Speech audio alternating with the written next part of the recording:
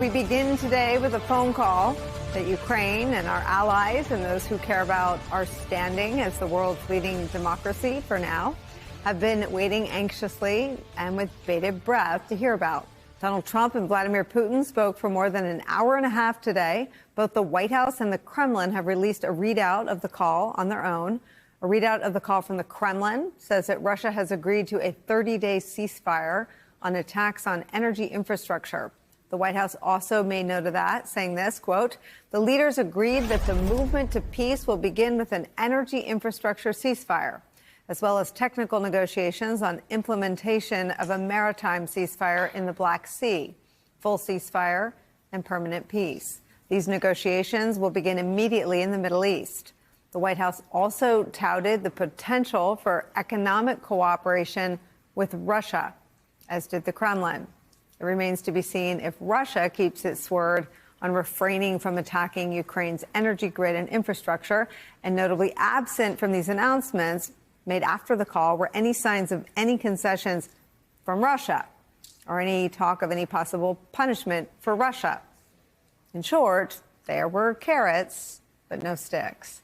In just the last few minutes, President Zelensky reacted to that, to news of the phone call. He said he's open to a ceasefire on attacks on energy infrastructure. But Zelensky reiterated that talks about Ukraine without Ukraine will not bring results. He also warned that the Kremlin's demand that foreign aid and intelligence sharing with Ukraine come to an end sought to weaken his country. Former Trump National Security Council staffer Alexander Vindman called it a, quote, terrible deal, adding this, quote, I don't understand how Trump, who has 4 years under his belt with Putin, constantly gets played. Trump moves to normalize relations with Russia for trinkets. The ceasefire, if it starts and Russia doesn't violate it, disproportionately helps Russia, whose energy infrastructure is getting pounded by Ukraine. For 35 years, 6 Republican and Democratic administrations has succumbed to manipulation. Russia has been extremely successfully dangling small wins and threatening terrible consequences to get the U.S. to compromise and capitulate. But no one has been played as hard as Donald Trump. That's where we start today with some of our favorite reporters and friends. Former CIA director, now MSNBC senior national security analyst John Brennan is here. Also joining us, New York Times diplomatic correspondent Michael Crowley's here. And MSNBC columnist, author of the newsletter To the Contrary, Charlie Sykes joins us. Michael Crowley, take us through what is known at this hour about this call. Well, Nicole, thanks for having me. And, you know, this is, I think, has to be a disappointment for President Trump. It's a limited, you know, it's, as Vladimir Putin often is, it's a strategically played.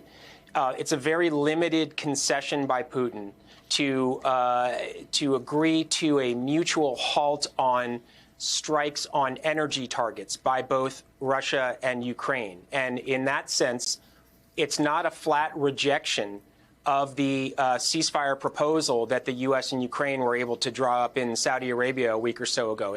It's Putin seeming to play along and be willing to stop some kind of fighting. And I think he's going for headlines, ideally in his mind, that say he's agreed to a ceasefire. But it's a very limited agreement on his part. The overwhelming majority of the fighting will continue. So really on this core idea of stopping the fighting, Putin is not agreeing to that. Some analysts say that actually stopping energy attacks specifically benefits Russia more than it benefits Ukraine. And more generally, and I think more importantly, Putin reiterated, you know, very extravagant demands that he's been making of Ukraine, the United States, and the West, saying that all military assistance has to stop. Intelligence sharing has to stop. No more military aid to Ukraine. And he continues to talk about the root causes of the conflict. He's looking for, it appears, huge concessions by Ukraine and basically capitulation by Ukraine and the West. So superficially, it looks like he wants to make a deal. But more broadly, I think he is playing rope-a-dope, playing for time, and feels like he has the upper hand here. He just doesn't want to give Donald Trump a flat no that will potentially poison the friendship that's burgeoning here between Trump and Putin as they try to reset relations between the U.S. and Russia. I mean, Michael, let me just level set, though, with he may not have wanted to say no on the call, but his actions say hell no. I mean, this is Times reporting Russia escalated sabotage to pressure U.S. and allies on Ukraine. Russia significantly stepped up its sabotage campaign over the past 2 years as it sought to pressure Europe and the United States to curb their support for Ukraine. The report by the Center for Strategic and International Studies is one of the first that tries to quantify the scale of Moscow's covert campaign that targeted underseas cables, warehouses, and railways. It found that Russian attacks in Europe quadrupled from 2022 to 2023, then tripled again from 23 to 24. Amid the push by Washington to halt the war in Ukraine, Russia has tamped down its sabotage efforts in recent weeks, according to a Western official. But experts believe the campaign against European targets could continue once governments put in place new plans to support Ukraine with weapons or peacekeepers. That's the reporting. It draws into question what Trump knows about what Russia has been up to. Do we have any visibility into how fulsome the intelligence picture is when it comes to Russian sabotage? Yeah, there's a lot of intelligence on this, not just from the U.S., but European governments who are focusing enormous amounts of resources on this. And some months ago, I forget which countries exactly, but some European nations detained a Russian ship that was, I think, posing as a fishing vessel and was suspected of sabotaging underwater cables, maybe by dragging an anchor. So they're not only stepping up their intelligence, they are looking to act on it. But it's not something that I've heard the Trump administration talk about in the least. Now, what they'll say is, look, we're trying to do a deal with Russia. Don't measure us by our words. We don't need to get into a shouting match with Moscow. We need to stop the war. Fine. But again, to go back to your first question to me, I'm just not seeing any sign that Vladimir Putin is prepared to make any meaningful concessions and that he is making demands that essentially are completely unacceptable to Ukraine. So he's dug in, and I don't think he wants to be seen giving a flat no to everything. So he's saying yes to as little as possible to something that probably would benefit him, but again, is making maximalist demands. Mitch McConnell, for his part, Director Brennan is not that into this. Let me show you what he had to say. If you look at the Ukrainian supplemental from last year, it produced jobs in 38 different states, including ours. We had no personnel there, so no one's getting killed. We're just helping a friend to fight back against an invasion. What we want to avoid here at the end is a headline that says Russia wins and America loses.